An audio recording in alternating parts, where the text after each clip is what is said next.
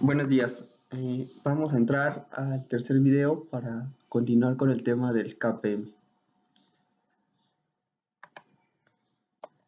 ¿Qué se espera que aprendan en este video? Para empezar, espero que aprendan la diferencia entre el riesgo sistemático y el riesgo no sistemático, que comprendan la beta de un activo y su interpretación, que aprendan a calcular la beta de un portafolio. Y por último, en Excel haremos un ejercicio para calcular la beta de una acción que está listada en la Bolsa Mexicana de Valores. Empecemos con las definiciones de riesgo sistemático y no sistemático. El riesgo sistemático se puede definir como es el riesgo que es inherente a un mercado, es decir, que no afecta a un activo financiero en particular o a algún sector, sino que afecta a todo el mercado en su conjunto. Por lo tanto, es un riesgo que no podemos eliminar con diversificación. Por ejemplo, toda esta crisis sanitaria del COVID ha afectado al mercado en general, si bien sí ha afectado a un sector específico que son las farmacéuticas beneficiándose quizás de esto, pero bueno, en general el mercado se ha visto afectado por un temor de una recesión global, ¿de acuerdo? Entonces, este es un riesgo que no podemos eliminar con diversificación. A diferencia, el riesgo sistemático es el riesgo particular de cada emisora, es aquel que proviene de factores propios y específicos de cada instrumento. El riesgo sistemático se puede eliminar a través de la diversificación, ¿no? Un ejemplo de riesgo sistemático, por ejemplo, podrían ser las caídas en las ventas por la temporada del año, ¿no? Supongamos que hay una empresa que se beneficia de días soleados y hay una empresa que se beneficia de días lluviosos, ¿no? Entonces, si podemos tener en nuestro portafolio a la empresa que se beneficia de días soleados y a la empresa que se beneficia de días lluviosos, pues a lo largo del año vamos a estar cubiertos, ¿no? Porque nuestras ventas van a incrementar para la empresa que se beneficia de días soleados en los días soleados, pero como disminuyen en los días lluviosos, pero como yo tengo en el portafolio una empresa que se beneficia de días lluviosos, bueno, pues voy a estar cubierto completamente, ¿no? Entonces, este es un riesgo que podemos eliminar a través de la diversificación. El riesgo sistemático ya dice aquí que depende de factores propios y específicos de cada instrumento o de cada empresa, ¿no? Pueden ser las ventas, los costos de ventas, el área en la que está ubicada la empresa, etcétera. ¿De acuerdo?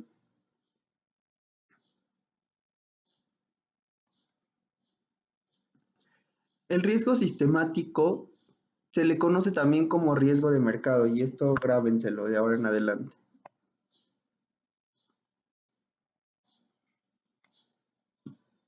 Como es el riesgo inherente al mercado, pues es fácil llamarlo también riesgo de mercado.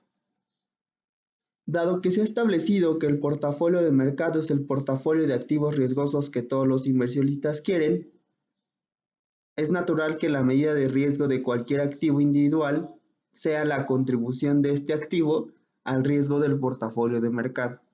¿De acuerdo? Algunas acciones o portafolios son más sensibles a movimientos en el mercado, mientras que otras muestran una mayor independencia y poca volatilidad, ¿no? Entonces, la medida más conocida para cuantificar qué tan sensible es un activo o portafolio con respecto a los movimientos del mercado es la beta, que muestra la contribución individual del activo I al portafolio, al riesgo total del portafolio de mercado. Y esto es fácil verlo en la expresión siguiente. La beta es igual, como ya bien saben, a la covarianza que hay entre el activo I, el portafolio de mercado, sobre la varianza total del portafolio de mercado. ¿Listo? De acuerdo. Siguiente. Como ya lo decíamos, la beta mide la contribución de un activo I al riesgo total del mercado, ¿no? La contribución del activo I con respecto al portafolio de mercado sobre la varianza total del portafolio de mercado. ¿Listo? Muy bien. De ahora en adelante, la beta de un activo será la medida más adecuada para el riesgo de mercado o la medida más adecuada para medir el riesgo sistemático. ¿De acuerdo? Vamos a ver valores especiales para la beta del portafolio de mercado. Aquí nos lanzan la pregunta, ¿cuál es la beta para el portafolio de mercado? Entonces vamos a responder la pregunta.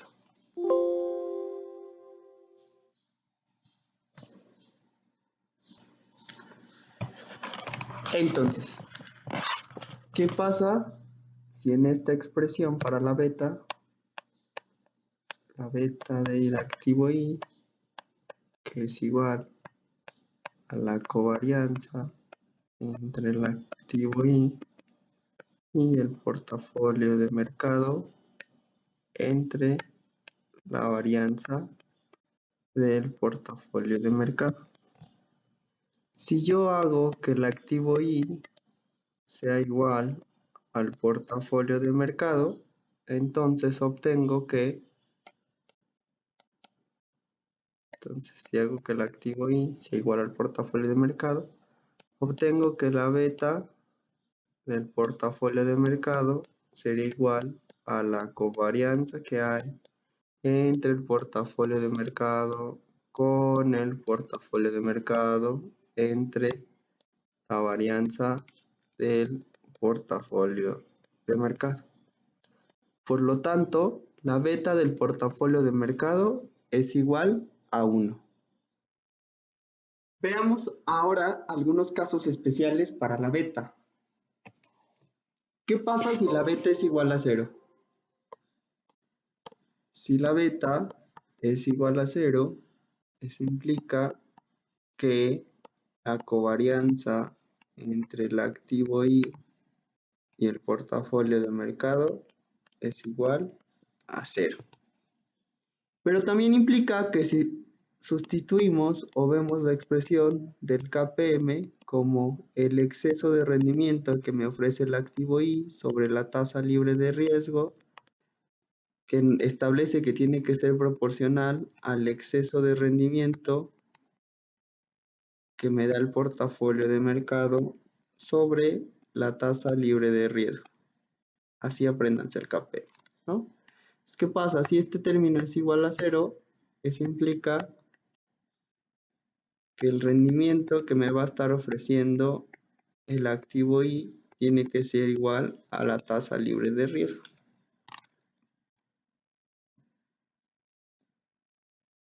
Ojo aquí, aquí únicamente estamos diciendo que la covarianza entre el activo I y el portafolio de mercado es igual a 0. Pero nada hemos dicho sobre la varianza del activo I.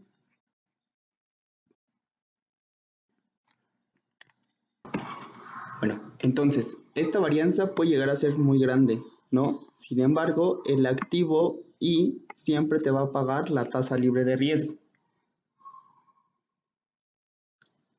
El rendimiento esperado para este será entonces la tasa libre de riesgo.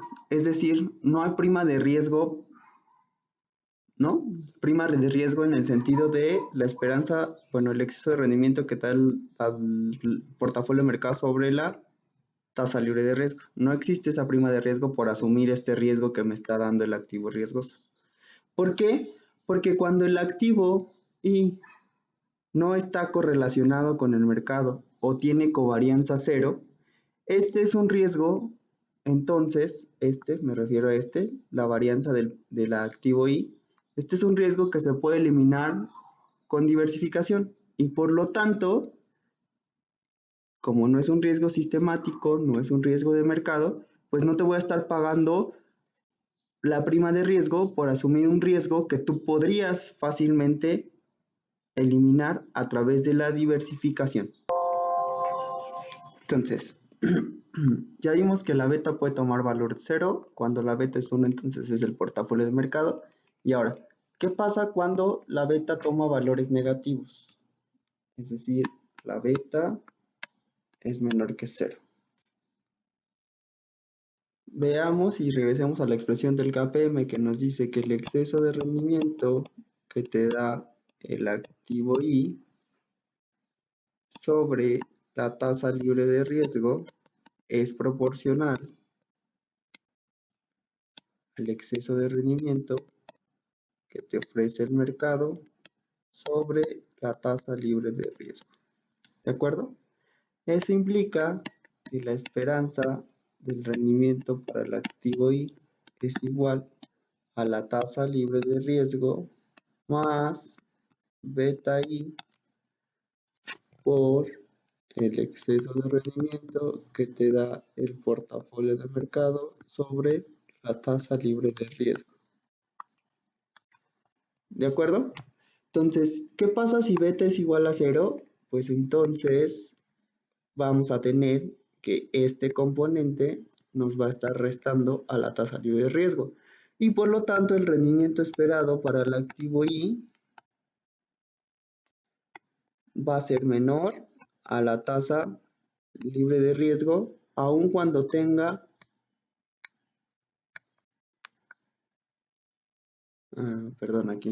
aun cuando tenga una varianza mayor que 0, ¿no? Aun cuando sea un activo riesgoso, la esperanza de este rendimiento va a ser menor a la tasa libre de riesgo.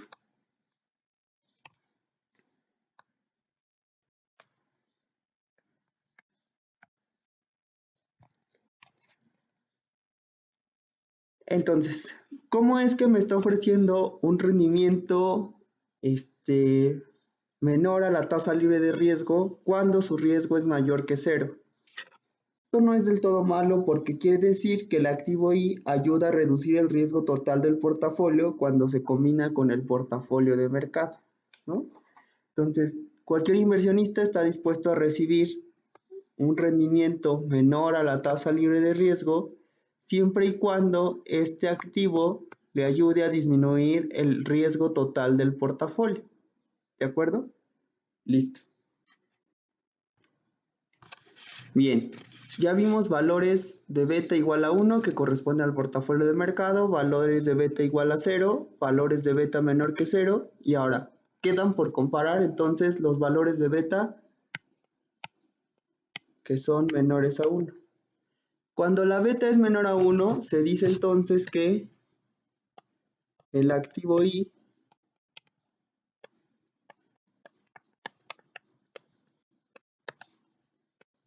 es menos riesgoso que el mercado. Por otro lado, si beta es mayor que 1, entonces se dice que el activo I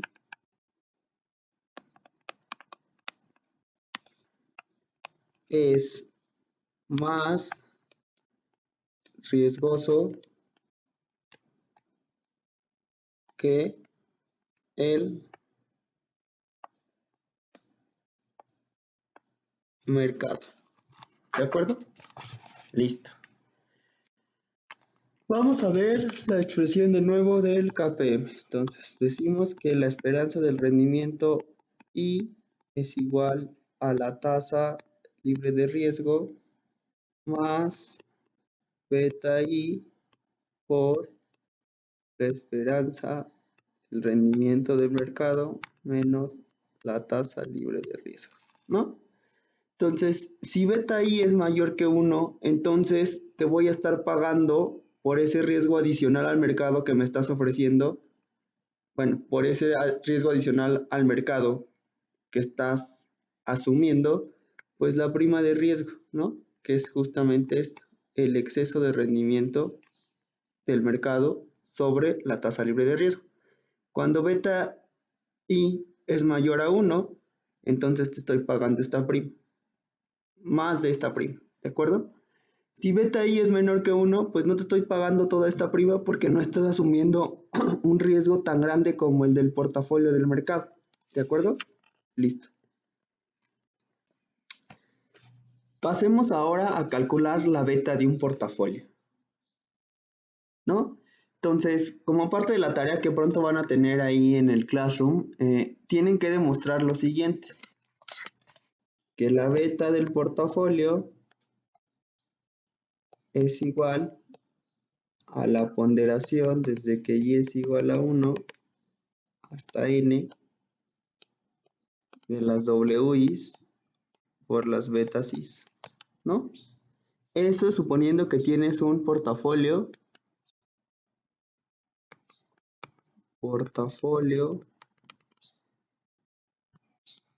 con N activos y cuya ponderación es WI y cada uno de ellos tiene una beta I. ¿De acuerdo? Entonces, de tarea tienen que demostrar esta expresión. Está fácil, basta con que sustituyan. ¿Cuál es la beta del portafolio? Pues la beta del portafolio entonces sería igual a la covarianza del rendimiento del portafolio con el rendimiento de mercado entre la varianza total del portafolio de mercado, ¿no? Pero esta cosa la pueden expresar como que, como la combinación de todos los posibles activos. Bueno, aquí sería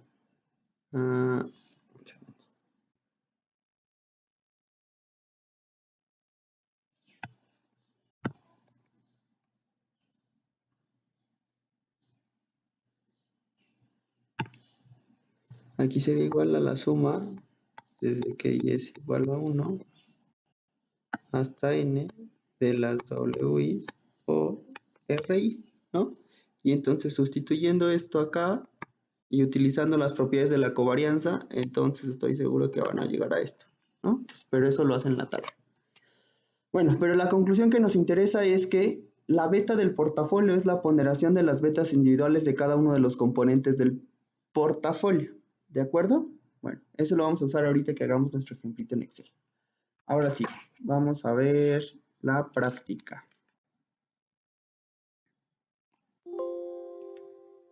¿No? Entonces, lo que vamos a hacer a continuación es calcular la beta para una acción listada de la Bolsa Mexicana de Valores, ¿no? Entonces, ¿qué necesitamos? Necesitamos los rendimientos de, para empezar, el portafolio de mercado. ¿Cuál es el portafolio de mercado para México y para la Bolsa Mexicana de Valores? Pues es el portafolio del IPC, ¿no? Ese es el índice benchmark de este país, por lo tanto vamos a utilizar los rendimientos del IPC. Y vamos a agarrar una acción arbitraria, bueno, no tan arbitraria, aquí ya la tengo. América Móvil, voy a agarrar la historia de 5 años de América Móvil, vamos a ver aquí los componentes. Entonces me voy a ir al Historical Data, le voy a decir, oye, quiero los precios desde el 2014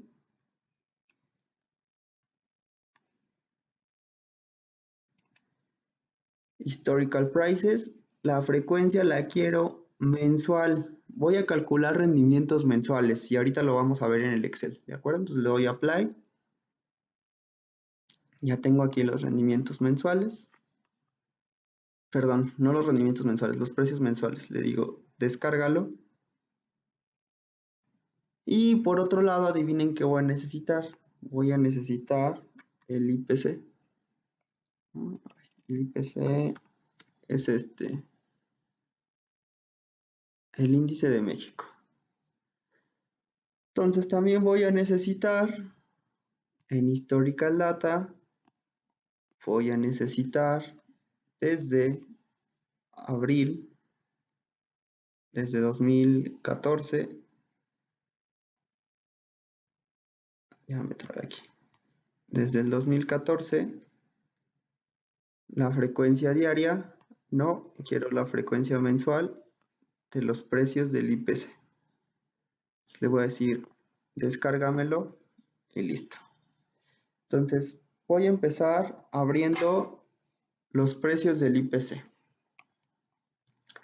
De aquí de los precios del IPC únicamente me interesa el precio de cierre, por lo tanto voy a quitar esto y aquí a esta hojita le voy a llamar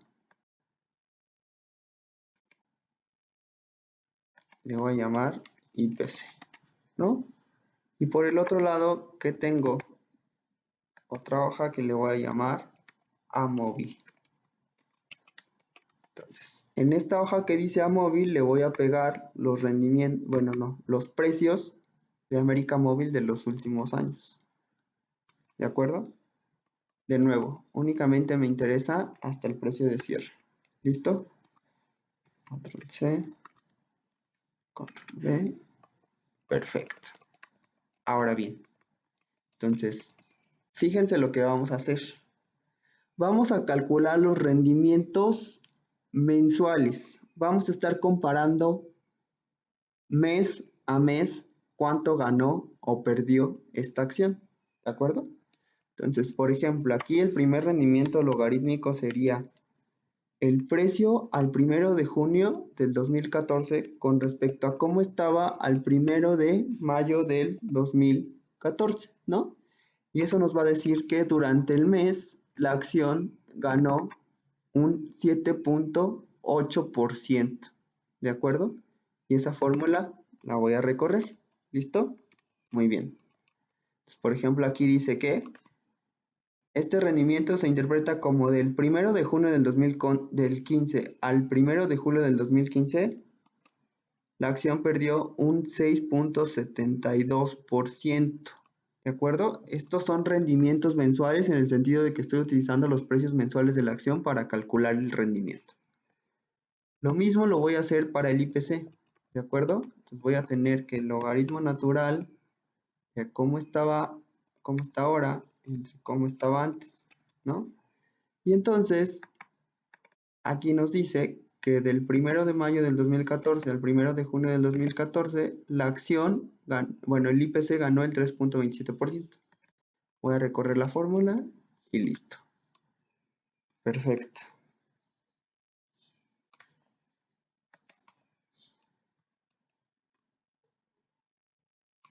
El último rendimiento no lo voy a tomar en cuenta porque únicamente tiene 20 días. ¿De acuerdo? Entonces lo voy a eliminar. Lo voy a eliminar porque va del 1 de abril al 20 de abril y lo estamos haciendo del 1 de mes al 1 del mes siguiente. Aquí en todo caso tendríamos que tener el 1 de mayo, pero aún no es 1 de mayo. Así que lo elimino. ¿Listo? Entonces ahora voy a crear una hoja resumen. Resumen, ¿no? En donde voy a poner los rendimientos del IPC y los rendimientos de América Móvil, ¿no? Entonces aquí le voy a poner la fecha, le voy a poner IPC, le voy a poner América Móvil, ¿no? Y yo sé que estos son rendimientos, ¿qué? Mensuales, ¿no? Entonces, la primera fecha naturalmente no va a existir, ¿por qué? Porque para esta fecha no tengo un rendimiento, ¿no? En todo caso tendría que tener el precio del mes anterior para poder calcular el rendimiento de este. Entonces, lo que voy a hacer es eliminar esta fecha, ¿no? Entonces ya voy a traer los rendimientos, le voy a dar un buscar B sobre los rendimientos que acabo de calcular.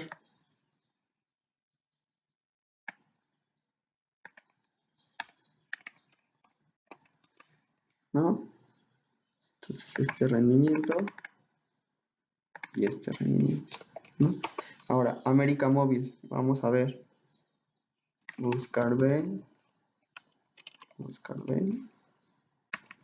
esta fecha en la matriz de América Móvil.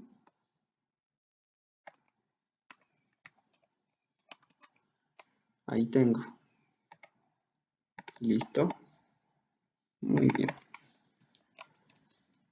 Perfecto. Entonces vamos a ver aquí, por ejemplo, en esta ocasión, al 1 de junio del 2014, el rendimiento mensual del IPC estuvo por debajo del rendimiento que te ofreció América Móvil. Para el siguiente mes, parece ser que sucedió lo mismo. Sin embargo, en el tercer mes se revierte. El IPC o el mercado en general te da un rendimiento mucho mayor del que te da América Móvil por sí solo, ¿no? Listo, bien. Ahora, para calcular la beta, necesitamos primero calcular la covarianza que existe entre América Móvil y el IPC, ¿no? Entonces vamos a calcular la covarianza entre Amóvil y el IPC. Entonces vamos a calcular la covarianza muestral. Covarianza muestral, ¿no? Vamos a calcular este vector con este vector y nos dice que la covarianza es de esto. ¿De acuerdo? Y por otro lado vamos a calcular la varianza del IPC. Creo que en Excel no hay una fórmula para calcular la varianza. Bueno, pero entonces podemos calcular la covarianza del vector consigo mismo y eso me va a dar la covarianza. ¿Están de acuerdo? Entonces voy a calcular la covarianza del IPC consigo mismo. Y eso me está dando la varianza. ¿De acuerdo? Y entonces, recordando qué expresión tenía la beta, como la beta era igual a la covarianza del activo Y con respecto al mercado, bueno, con el mercado, entre la varianza total del mercado. Entonces, aquí vamos a tener la beta. La beta entonces sería la covarianza entre la varianza. ¿Listo? Muy bien. Bueno, muy bien que ya calculamos la beta de América Móvil y encontramos que pues la beta de América Móvil es del 0.73. Quiere decir que América Móvil es un poco menos riesgoso que el portafolio de mercado, ¿no? Ahora bien, lo que yo hice fue agregar dos acciones más. En este caso fue Alsea y Grupo Aeroportuario del Pacífico GAP. Y calculé también las betas para estas acciones, ¿no? De la misma forma en la que lo hice para América Móvil, lo hice para estas dos acciones. Veamos que la beta de Alsea es 2.19, es decir, 2 veces más riesgoso que el portafolio de mercado. ¿De acuerdo? Ojo ahí. Siguiente.